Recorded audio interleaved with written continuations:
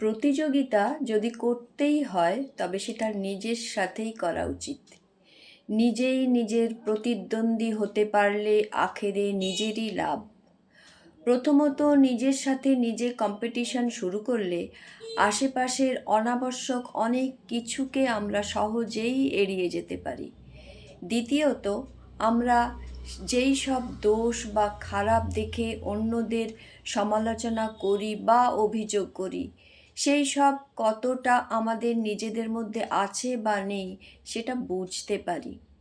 তৃতীয়ত নিজের ভুলগুলো শুধরে নিতে গিয়ে অন্যদের অবস্থান সম্পর্কে আমরা সচেতন হতে পারি। চতুর্থত নিজের চিন্তাভাবনার পরিবর্তন করে নিজেকে অনেক সুন্দরভাবে গ্রহণযোগ্য করে তোলার চেষ্টা করতে পারি। পরিশেষে নিজের সাথে প্রতিযোগিতার ফলে আমরা আমাদের নিজস্বতা তৈরি করে অনেক সৃষ্টিশীল হয়ে উঠতে পারি। নিজের আত্মবিশ্বাস বাড়িয়ে ভালো মন্দ বিচার করার শক্তি সঞ্চয় করতে পারি এবং নিজের সম্মানের সাথে সাথে অন্যদের সম্মানও যে গুরুত্বপূর্ণ সেটা বুঝতে পারি।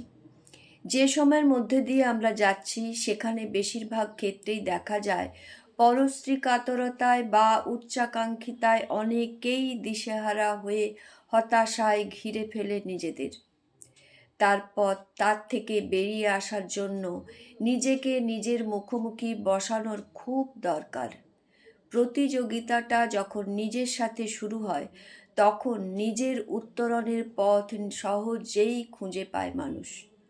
কতটা আমি চাই আর কত দূর আমার ক্ষমতা, অথবা নিজেকে ভালো রাখার জন্য কতটা আগলে রাখতে হবে, এইসব নিজেই বুঝে নেওয়া যায়। অহেতুক দোষারোপ বা অভিযোগের গণ্ডি পেরিয়ে নিজের ভালো থাকাটা সুনিশ্চিত করতে এটা একটা সদর্থক পথ হতেই পারে। তবে তার জন্য ইচ্ছে আর চেষ্টা সম্পূর্ণ নিজের। চাইলেই পারা যায় আর না চাইলে নয়।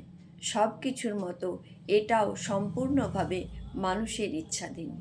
এই সুন্দর লেখাটি পড়লাম লিপিকা ভদ্রের।